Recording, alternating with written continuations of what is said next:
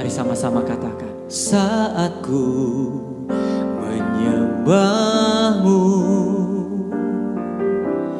Rohmu bekerja.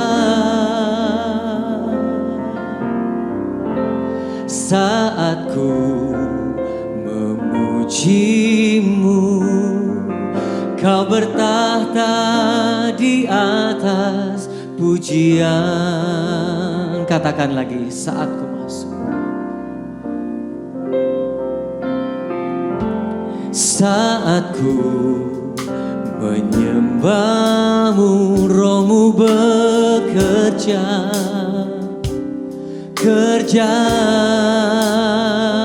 Saat ku memujimu, saat ku memujimu, Kau bertahta di atas pujian.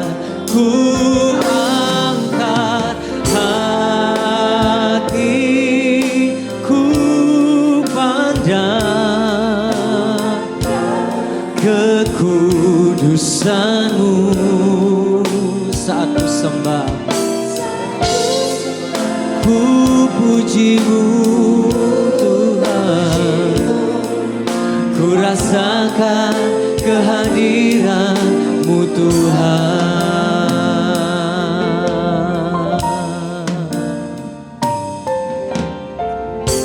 Saat ku menyembah-Mu, Roh-Mu bekerja atas kami. Saat ku memuji-Mu Tuhan, memuji-Mu, Kau bertahta di atas pujian. Ku angkat hatiku, ku pandang kekudusan-Mu. Saat ku sembah, ku puji-Mu, ku rasakan kehadiran Tuhan. Ku angkat, kami angkat hati dan menyembah kekudusan-Mu.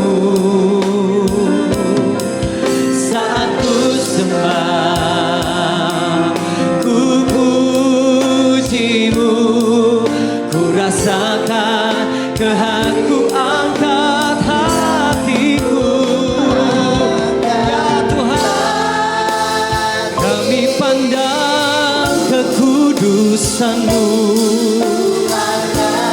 kekudusan-Mu mengaliri tempat ini Tuhan. Roh-Mu yang membebaskan. Ku puji-Mu, rasakan kehadiran-Mu Tuhan. Saat ku sembah, ku puji-Mu. Mari kita bangkit berdiri bersama-sama pagi hari. Kehadiran-Mu Tuhan. Saat ku sembah, saat ku sembah, ku puji-Mu. Ku rasakan kehadiran-Mu Tuhan.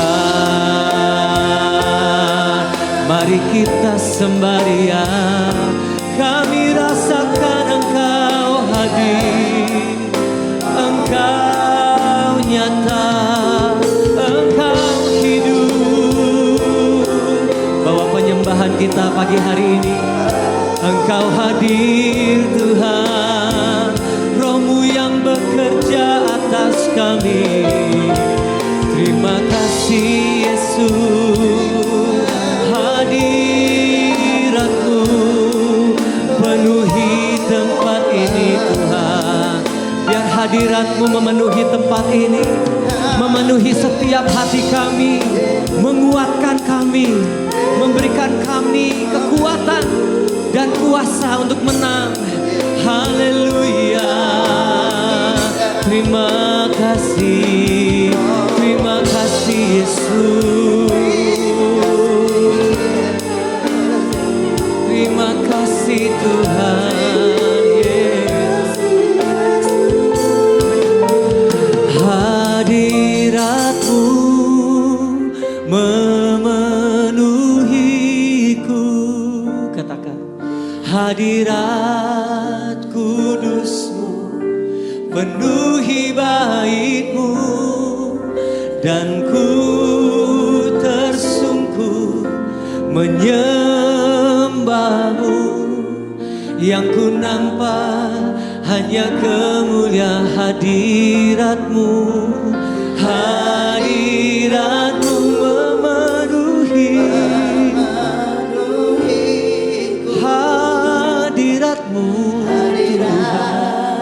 kudus-Mu penuhi bait-Mu, dan ku tersungkur menyembah-Mu.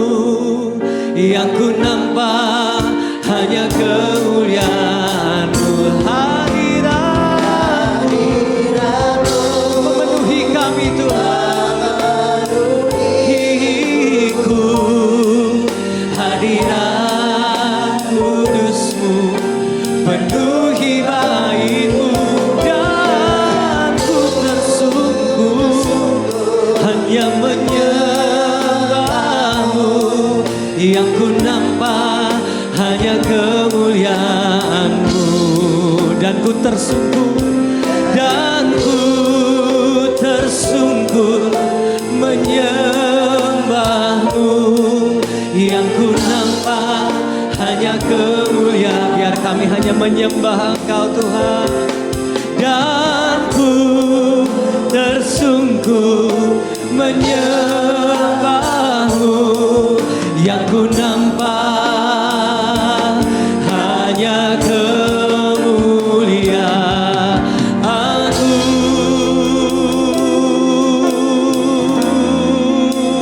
Biar hadirat-Mu yang memenuhi setiap kami di tempat ini Tuhan, memberikan kekuatan, memberikan sukacita, memberikan damai, memberikan kemenangan. Yang percaya sama-sama katakan amin. Yang bersyukur kami punya Tuhan yang hebat, punya Tuhan yang setia, yang tidak terbatas kasih-Nya atas kami. Bersyukur untuk itu Tuhan. Apapun yang kami alami, musim boleh berganti, tapi kami percaya kasih-Mu selalu ada dan nyata bagi kami. Amin.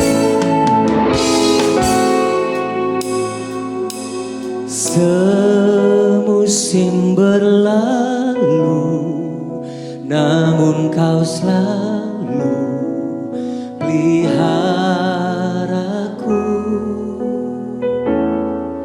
Kasih dan setiamu tak pernah layu di hidupku.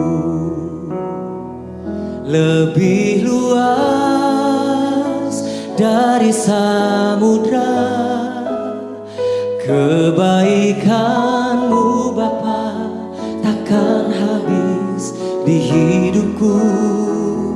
Lebih tinggi dari cakrawala, tak terbatas kasih-Mu. Sungguh ku bersyukur.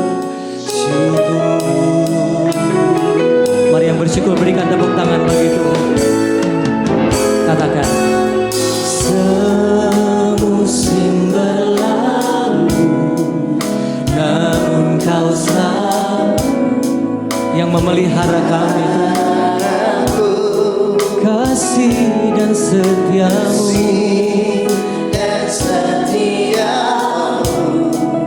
tak pernah layu di lebih luas dari samudra. Kebaikan-Mu Bapa takkan habis di hidupku. Lebih tinggi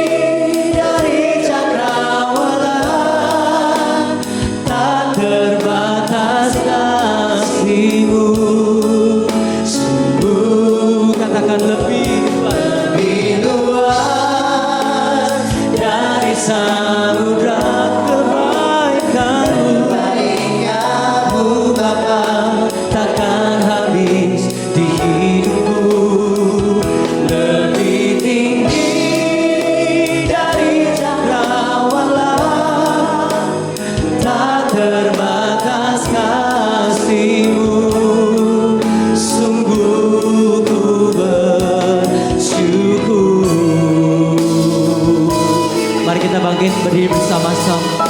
Kita nikmati kasih-Nya yang tidak pernah habis, tidak pernah layu di dalam hidup kita. Mari bersyukur untuk itu. Terima kasih Tuhan.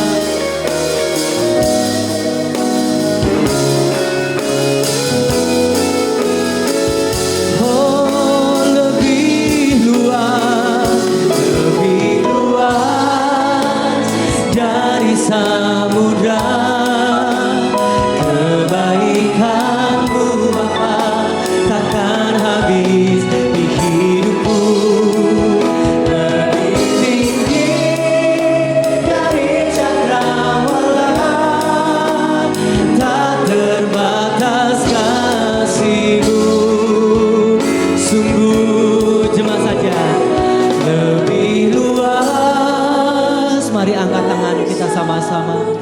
Katakan kebaikan-Mu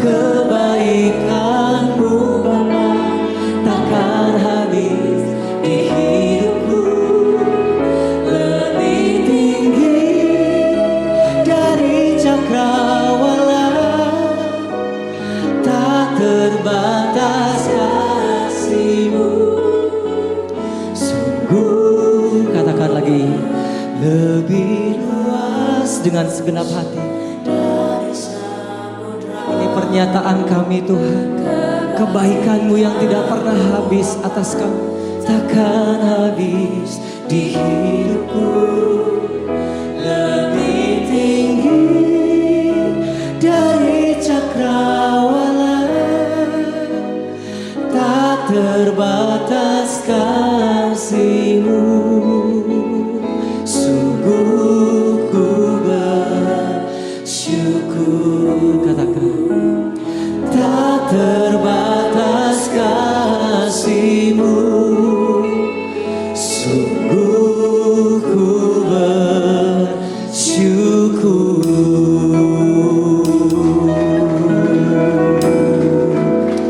Haleluya, glory, haleluya. Terima kasih, syukur Tuhan, haleluya.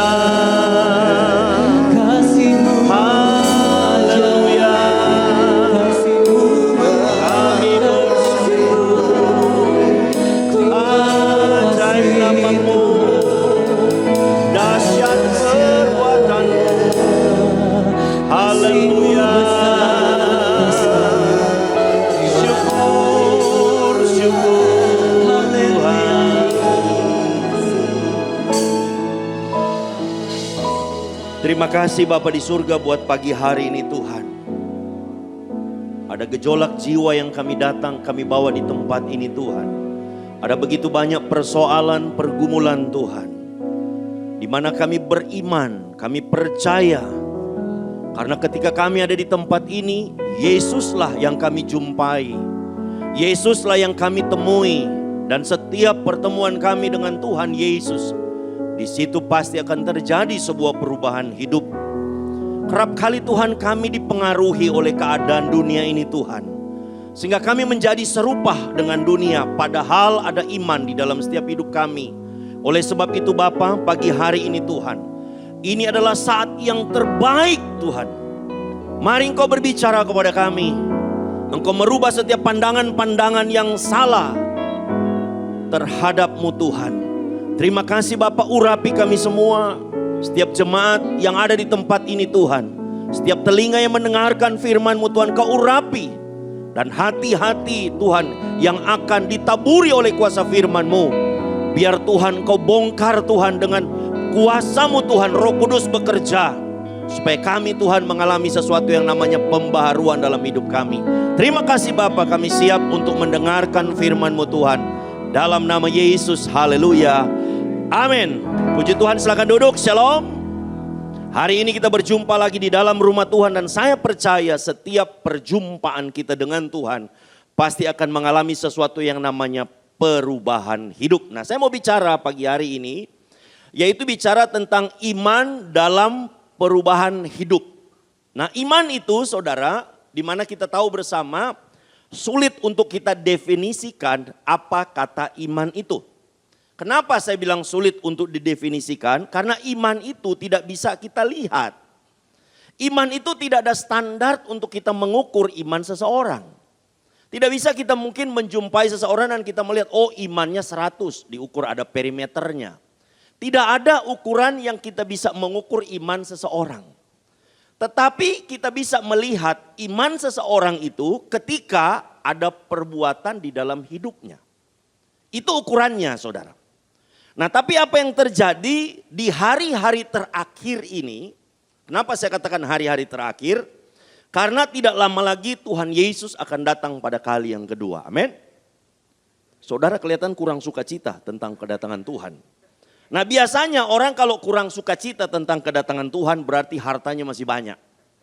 Tapi kalau orang yang namanya suka sekali kedatangan Tuhan, bisa yang pertama dia rindu memang Tuhan datang. Yang kedua bisa juga banyak masalah dan persoalan. Utang di bank banyak. Tapi saya percaya hari ini Bapak Ibu Saudara, kita tidak bisa kemudian menahan tentang kedatangan Tuhan. Karena memang sudah direncanakan oleh Allah. Sehingga kedatangannya dia, saudara suka atau tidak suka, dia pasti akan datang pada kali yang kedua. Dan tanda-tanda zaman ini sudah sangat jelas tentang kedatangan dia yang tidak lama lagi. Nah, oleh sebab itu saya coba kutip ada satu ayat firman Tuhan di dalam Lukas 22. Ini sebuah statement daripada Yesus. Dia berkata begini, Lukas 22 ayat 32. Ini menarik sekali. Dari dulu Yesus sudah bicara tentang iman ini. Dan khususnya di ayat ini dia bicara kepada seorang yang bernama Petrus. Petrus orang yang luar biasa. Petrus itu tipenya itu saudara orang yang temperamental. Nah, ketika dia bicara, kalau kita lihat di dalam ayat-ayat selanjutnya, itu tentang Petrus mengatakan bahwa dia itu cinta sungguh-sungguh kepada Tuhan. Nah, kemudian muncullah ayat yang ke-32, dia bilang begini. Tetapi aku Yesus telah berdoa untuk engkau, yaitu untuk Simon Petrus, supaya imanmu jangan gugur. Jadi Bapak Ibu Saudara sekalian, iman itu bisa gugur. Dan dikatakan jikalau engkau sudah insaf, kuatkanlah saudara-saudaramu. Nah, saya mau bicara kemudian ayat-ayat selanjutnya itu kemudian berkata, akhirnya Yesus kemudian mengatakan bahwa engkau Petrus akan menyangkal aku 3 kali. Nah, saya percaya kalau Yesus tidak berdoa untuk Petrus, maka saya percaya Petrus akan terhilang. Tapi karena Yesus berdoa untuk Petrus, maka Petrus tidak terhilang. Nah, doa yang sama yang dinaikkan oleh Yesus kepada Petrus, doa yang sama itu juga Tuhan Yesus sedang berikan kepada saudara dan saya. Hari ini Yesus sedang di sorga dan dia berdoa kepada saudara dan saya supaya iman kita ini jangan gugur. Masa cuma karena minyak goreng iman kita gugur? Ya kan? Sekarang saudara, tapi kita di Manado nggak pengaruh saudara ya. Saya lihat di Jawa ini itu orang antri minyak goreng ada sampai mati saudara. Karena ada seorang ibu saya lihat asma kemudian dia antri, saya baca di berita, kemudian dia pingsan, bawa ke rumah sakit, mati. Historinya mengatakan mati karena antri minyak goreng. Tragis sekali hidupnya. Nah, tidak bisa kemudian kita berkata begini, oh karena BBM naik kemudian iman kita gugur. Tidak bisa seperti itu saudara. Kemudian kita berkata bahwa ketika doa kita tidak dijawab, iman kita gugur. Nah, khususnya pada pagi hari ini saya mau bicara tentang iman dalam perubahan hidup. Nah, kita tahu bersama di dalam Lukas 22 ayat yang ke-32 itu bicara tentang Petrus yang diubahkan oleh Tuhan. Sehingga artinya apa? Dulu Petrus yang berangasan, Petrus yang temperamental. Ketika dia berjumpa dengan Yesus, yang beriman kepada Yesus, dia mengalami suatu perubahan. Oleh sebab itu, saya coba mendefinisikan iman itu menurut versi saya.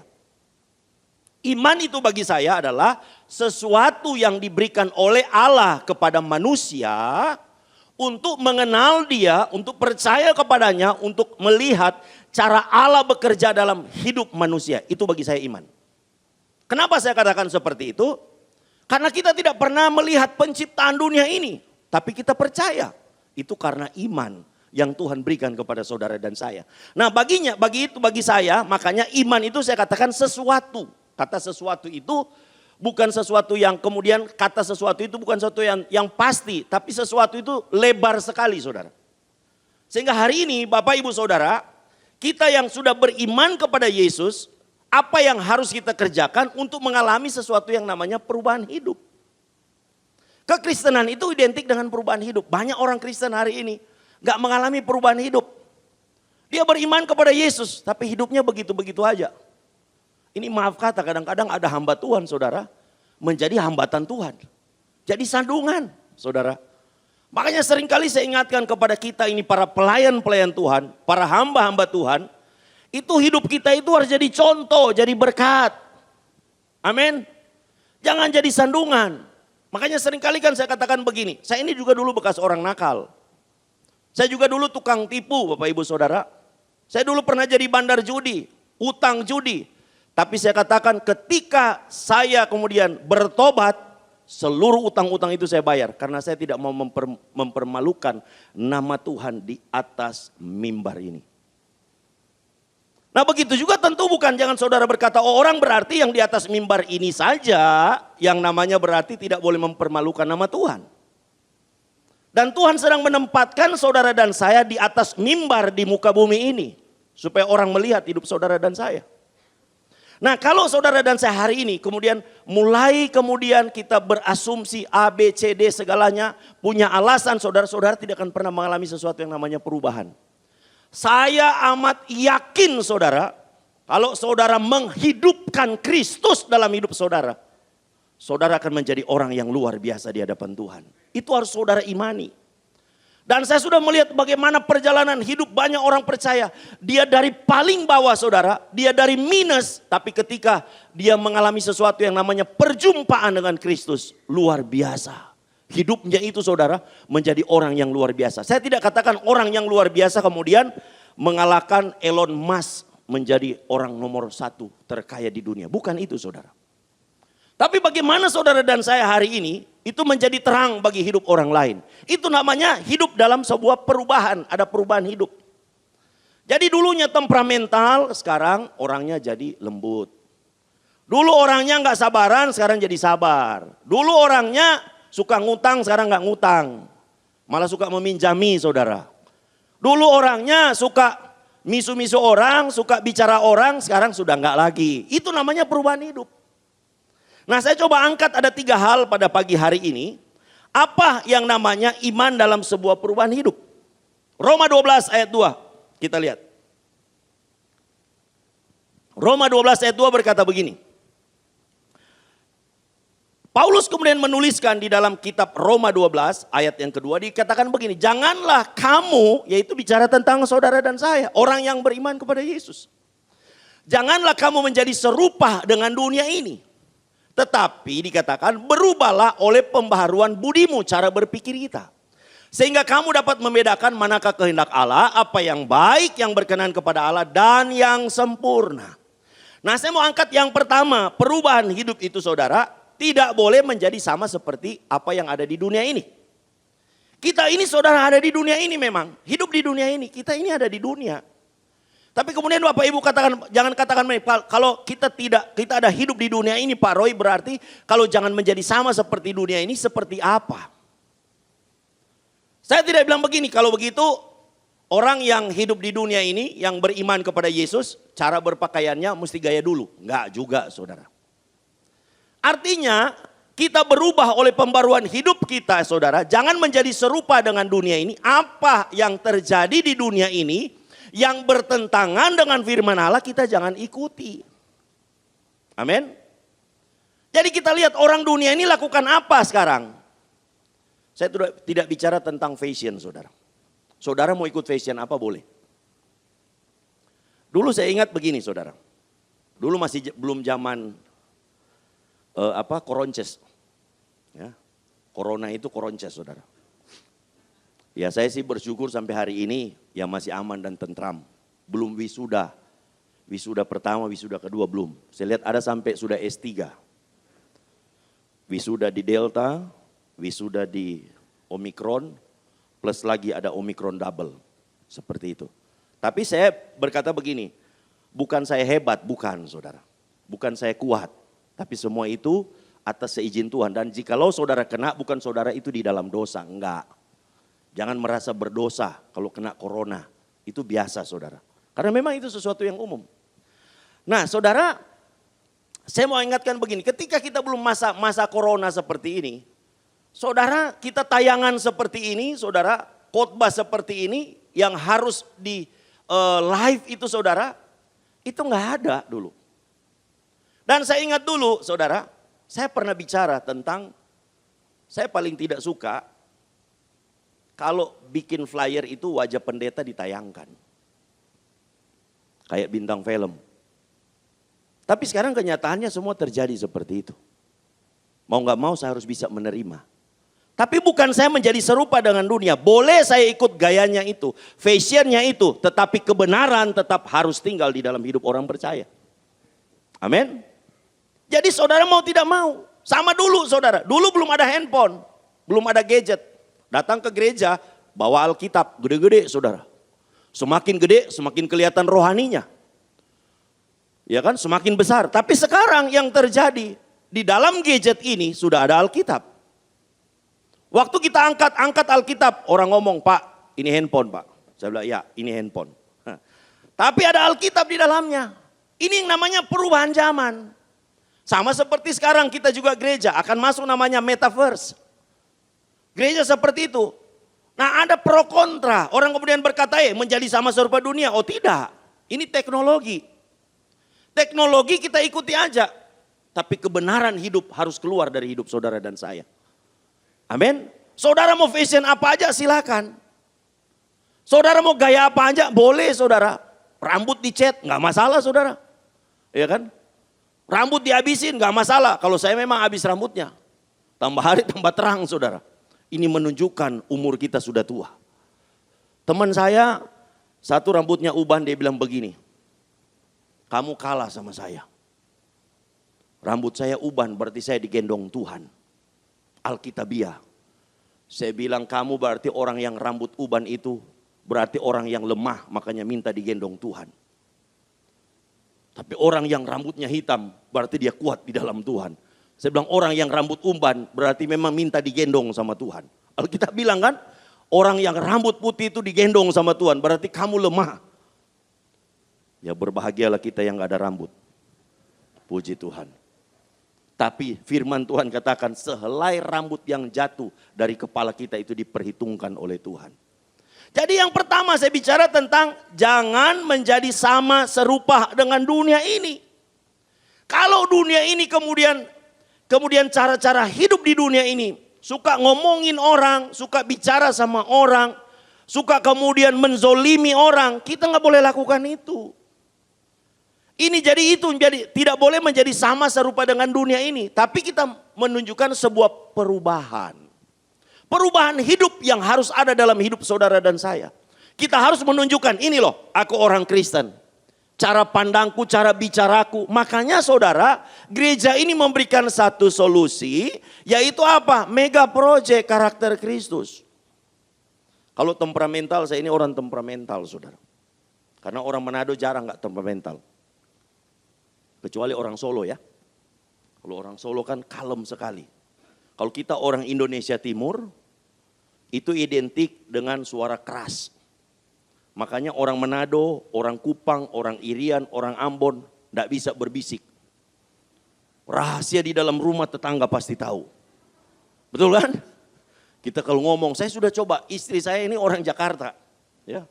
Kalau saya telepon, istri anak saya 2 perempuan itu ngomel sama saya, komplain sama saya. Papa ini kalau telepon sampai di luar mobil ketahu suara papa. Dia komplain seperti itu karena memang saya pikir saya tabiatnya seperti itu. Dan saya anggap itu biasa. Pak Fengki aja gembala senior pernah tegur sama saya. Kamu nih gayamu sombong. Saya bilang gaya sombong dari mana bos? Dia bilang cara telepon tuh sombong sekali begini. Saya bilang aduh telepon aja dibicarakan dikasih tahu. Iya toh gayanya kalau telepon angkat begini. Halo. Dia bilang ketekmu ditutup kalau telepon. Dijepit. Tapi saya bilang begini, saya itu habitnya sudah begitu. Ini kan gak dosa. Tapi dia bilang, kamu kalau tidak mengalami sesuatu namanya pembaharuan dalam hidupmu. Orang tidak bisa akan melihat Yesus dalam hidupmu hari ini. Jadi sehingga akhirnya saya berubah saudara. Tapi nggak gampang. Perubahan yang namanya mematikan daging itu nggak gampang. Nggak gampang saudara. Jadi saya coba pelan-pelan saudara. Saya coba. Saya telepon pun saya coba. Sampai saya pernah satu kali telepon istri saya. Saya bilang dia komplain sama saya. Suara saya keras. Saya telepon. Halo. Dia ngomong sama saya. Kamu lagi rapat? Saya bilang enggak. Kamu kan suruh saya telepon jangan ngomong keras-keras. Oh iya. Saya punya customer teman-teman saya waktu terima telepon saya halo. Mereka bilang kamu lagi meeting ya? Saya bilang enggak. Jadi perubahan itu harus identik dalam hidup orang percaya. Sama seperti tadi saya katakan Petrus. Petrus yang dulunya temperamental tiba-tiba mengalami sesuatu namanya pembaruan hidup. Dan itu menyakitkan daging kita. Tapi itu bisa memuliakan nama Tuhan. Kemudian yang kedua kita lihat. Di dalam Markus 5 ayat 30 sampai dengan ayat yang ke-34. Markus 5 ayat 30 sampai dengan ayat yang ke-34. Pada ketika itu juga Yesus mengetahui bahwa ada tenaga yang keluar dari dirinya. Lalu ia berpaling di tengah orang banyak dan bertanya. Siapa yang menjamah jubahku? Ini kisah tentang seorang perempuan pendarahan. Dia memegang jubah Yesus. Terus kemudian ayat 31. Murid-muridnya menjawab, engkau melihat bagaimana orang-orang ini berdesak-desakan dekatmu dan engkau bertanya siapa yang menjamah aku. Kemudian ayat 32, lalu ia memandang sekelilingnya untuk melihat siapa yang telah melakukan hal itu. Ayat 33, perempuan itu yang menjadi takut dan gemetar ketika mengetahui apa yang telah terjadi atas dirinya, tampil dan tersungkur di depan Yesus dan dengan tulus memberitahukan segala sesuatu kepadanya. Ayat 34 saudara perhatikan. Maka kata Yesus kepada perempuan itu, hai anakku, imanmu telah menyelamatkan engkau.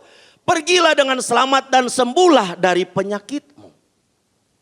Yesus coba angkat tentang satu kata iman ini saudara. Ketika perempuan itu datang mendekati Yesus, dikatakan, waktu dia menjamah jubah Yesus, ujung jubah Yesus. Ada satu tenaga yang keluar dari tubuh Yesus. Kita beriman kepada Yesus. Artinya yang kedua ini Tuhan mau ketika kita memasuki dalam sebuah perubahan hidup. Hiduplah dalam kerendahan hati. Amin. Nah satu kisah di perjanjian lama. Satu raja yang bernama Raja Hizkia. Ini salah satu alasan kenapa orang Israel mengalami pembuangan di Babel. Raja Hizkia ini sakit. Ketika dia sakit, tiba-tiba firman Tuhan datang kepadanya dan berkata, kamu akan mati. Dan akhirnya dia bertobat, Tuhan perpanjang lagi umurnya 15 tahun. Nah Raja Hizkia ini waktu mengalami seperti itu, karena dia raja.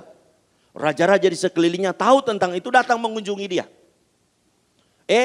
Hizkia, lu sakit ya?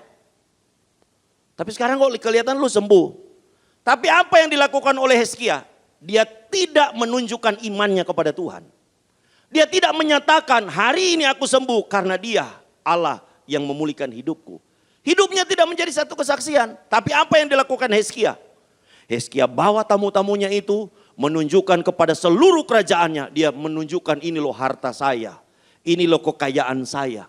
Mungkin juga ada mungkin Hizkia buat satu statement kepada mereka semua, saya dapat ini daripada Allah, Elohim, Allah yang memberikan kekuatan kepada saya, Allah yang melimpahkan ini kepada saya. Mungkin saja dia berkata seperti itu. Tapi apa yang terjadi? Firman Allah datang kepada Hizkia. Karena kamu menunjukkan kesombonganmu, hartamu, maka nantinya setelah masa engkau bahwa bangsa ini akan mengalami satu dijajah oleh bangsa lain yaitu di Babel. Saudara, jadi artinya Tuhan tidak ingin hari ini saudara dan saya yang sudah beriman kepada Dia, yang sudah menambatkan hidup kita kepadanya, kemudian kita tidak hidup dalam kerendahan hati.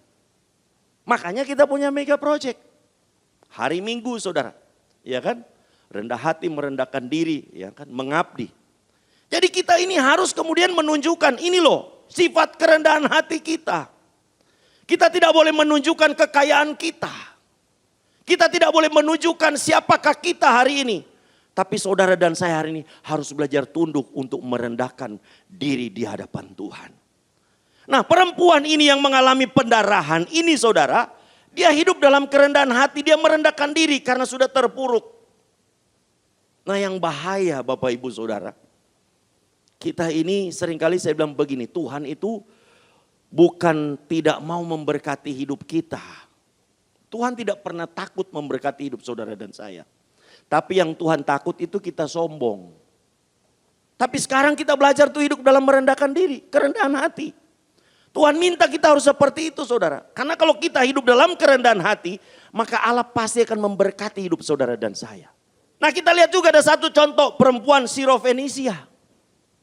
Ketika satu contoh perempuan Sirofenisia, dia datang kepada Yesus. Ini bukan orang Israel, bukan bangsa Yahudi. Dia datang kepada Yesus, dia minta pertolongan kepada Yesus. Satu statement, satu perkataan daripada Yesus bagi saya sangat amat keras. Yesus bilang begini, kamu tidak layak menerima roti yang disediakan kepada anak ini. Jadi diibaratkan dia sama seperti apa saudara? Dia bilang, kamu nih cuma seperti ini, maaf, anjing saudara. Tapi apa yang dijawab oleh perempuan Sirofenisia ini? Dia bilang, biarlah anjing itu makan dari remah-remah roti yang jatuh dari meja tuannya. Luar biasa. Kalau kita punya sifat seperti itu, sikap seperti itu, saya percaya hari ini perubahan hidup akan jadi dalam hidup saudara dan saya. Hari ini kita baik karena ada firman. Makanya kita gak boleh sombong. Gak boleh kemudian kita membanggakan diri kita. Kita merasa diri kita hebat. Kita merasa diri kita kuat. Gak bisa saudara. Kita ini lemah. Nah saya lihat begini saudara. Kalau kita hidup bagaimana memperhatikan cara hidup kita. Cara sesuatu kita melakukan sesuatu hidup dalam kerendahan hati. Maka saya percaya pasti kita akan mengalami sesuatu yang namanya perubahan hidup. Karena kalau kita saudara hari ini cuma berputar-putar dari cara hidup kita yang lama ini, yang kemudian kita hidup agamawi saudara, masih tetap sombong menunjukkan manusia lama kita, maka kita tidak akan pernah bisa menjadi contoh, menjadi berkat. Makanya yang kedua saudara, iman dalam perubahan hidup harus hidup dalam kerendahan hati. Yang ketiga kita lihat, Lukas 5 ayat 18 sampai dengan ayat yang ke-20. Lukas 5, ini poin yang terakhir. Lukas 5 ayat 18 sampai 20 berkata begini. Lalu datanglah beberapa orang mengusung seorang lumpuh di atas tempat tidur. Mereka berusaha membawa dia masuk dan meletakkannya di hadapan Yesus. Terus karena mereka tidak dapat membawanya masuk berhubung dengan banyaknya orang di situ. Naiklah mereka ke atap rumah lalu membongkar atap itu dan menurunkan orang itu dengan tempat tidurnya. Di tengah-tengah orang banyak di tempat di depan Yesus. Ketika Yesus melihat iman mereka, berkatalah ia, hai saudara, dosamu sudah diampuni. Yang ketiga saudara, untuk mengalami sesuatu yang namanya perubahan hidup, ketika kita lihat kisah ini bagaimana ketika mereka menggotong, datang membawa orang yang sakit, artinya bukan cuma iman daripada yang sakit, tapi orang yang menggotong ini saudara, yang beriman juga kepada Yesus. Mereka pakai berbagai macam cara untuk datang menjumpai Yesus. Artinya apa? Ketekunan di dalam mencari Yesus. Jadi yang ketiga saudara, ini kita harus tekun di dalam mencari dia. Jangan kemudian baru kita gak dijawab sama Tuhan, kita mulai mundur dari Tuhan. Gak usah Tuhan-Tuhanan lagi deh. Orang Kristen itu mesti mentalnya kuat. Kalau sekali gak dijawab berarti koreksi diri. Kenapa doa kita gak dijawab? Kenapa saya mengalami hidup saya cuma model-model begini aja? Gak bisa saudara. Terus tekun. Kalau orang-orang ini saja saudara, waktu mereka datang menggotong orang yang sedang mengalami sakit. Kalau mereka tidak punya mental yang kuat, punya ketekunan saudara, saya percaya mereka tidak akan mengalami sesuatu yang namanya perubahan dalam hidup dari orang yang mereka bawa ini. Mungkin ketika mereka gotong, mereka bawa begini, aduh orangnya banyak, udah nanti deh berikut cari tahu aja Yesus jalan di mana. Enggak. Mereka berusaha menerobos, dikatakan malah mereka membongkar atap rumah. Mungkin ketika Yesus sama seperti saya sedang berkhotbah di tempat ini, sedang mengajar di tempat ini, tiba-tiba bolong di atas ini, turunlah orang ini, kaget juga saudara. Sehingga Yesus kemudian melihat, waduh ini iman seperti ini luar biasa. Artinya yang Tuhan minta hari ini, ketika kita sedang mengalami masalah, ketika kita sedang mengalami persoalan, tetap teguhlah di dalam Tuhan. Jadi kalau Tuhan belum jawab, ya udah. Tetap lakukanlah pekerjaan Tuhan dengan baik dan benar. Jadi hari ini kita masuk dalam sebuah ketekunan untuk mencari Tuhan. Artinya kita tidak terpengaruh dengan apa yang terjadi di sekeliling kita. Tapi kita percaya apapun yang kita kerjakan hari ini, semua untuk memuliakan nama Tuhan. Hari ini kita mungkin belum mendapatkan jawaban dari Tuhan. Hari ini mungkin kita belum mendapat pemulihan daripada Tuhan. Tetap tekun cari Tuhan. Mencari Tuhan, hiduplah sungguh-sungguh dengan Tuhan. Dan saya percaya 3 hal ini ketika Bapak Ibu Saudara coba kerjakan, maka pemulihan hidup akan di dalam hidup saudara dan saya. Mari kita bangkit berdiri. Kita akan berdoa bersama-sama untuk firman Allah kita pada pagi hari ini. Glory haleluya. Terima kasih Tuhan Yesus untuk setiap kebenaran firman-Mu. Iman itu sudah Engkau taruh dalam hidup kami. Ketika kami percaya kepada Engkau sebagai Tuhan dan Juru Selamat, itu sudah Engkau letakkan dalam setiap hidup kami. Tapi seringkali yang terjadi Tuhan dalam setiap hidup kami terjebak dalam hidup manusia lama kami. Sehingga dunia ini Tuhan mempengaruhi banyak dalam setiap hidup kami. Dan oleh sebab itu Bapa, Engkau sudah ingatkan kepada kami pada pagi hari ini. Kami tidak boleh menjadi sama serupa dengan dunia ini. Tapi kami harus menunjukkan manusia sorga bagi dunia ini Tuhan. Bapa, biarlah setiap kami Tuhan boleh mengalami sesuatu yang namanya breakthrough Tuhan. Mengalami sesuatu yang namanya perubahan hidup. Supaya dunia boleh melihat ada Yesus dalam setiap hidup kami. Terima kasih Tuhan. Dan biar kami tidak hidup dalam keangkuhan Tuhan. Tapi kami belajar untuk merendahkan setiap hidup kami. Kami belajar Tuhan untuk meletakkan hidup kami di bawah kaki-Mu Tuhan. Karena Tuhan Kau menentang orang yang congkak. Engkau tidak suka orang yang sombong. Tuhan, biar ketekunan menjadi bagian hidup kami. Kami belajar sama seperti orang-orang yang datang membawa orang yang lumpuh Tuhan di hadapan-Mu. Mereka menerobos berbagai macam cara untuk berjumpa dengan Engkau Tuhan. Hari ini biar ketekunan itu boleh menjadi milik bagian kami. Terima kasih Bapa di surga, hamba berdoa Tuhan. Bagi setiap jemaat-Mu yang ada di tempat ini Tuhan. Mari Engkau memberkati setiap hidup mereka. Biar iman yang ada dalam hidup mereka, iman itu akan berkobar-kobar Tuhan. Supaya mereka akan menyatakan Yesus dalam setiap hidup mereka. Terima kasih Bapa. Kami juga mau berdoa Tuhan. Bersyafaat. Untuk setiap gereja-gereja yang ada di seluruh dunia. Bagi para hamba Tuhan sampai kepada seluruh jemaatnya. Kiranya Tuhan memberkati mereka semua. Supaya mereka menjadi berkat dan berdampak. Sehingga gereja di seluruh dunia dipenuhi oleh jemaat yang mencari Tuhan dengan tulus dan takut. Buat semua hamba Tuhan dan gereja bersatu. Rukun dan tidak terpecah-pecah. Supaya dunia percaya Yesus adalah Tuhan bagi kemuliaan Allah Bapa. Demikian juga untuk gereja di mana kami Engkau percayakan untuk menggembalakannya. Yaitu gereja Blessing in the Spirit.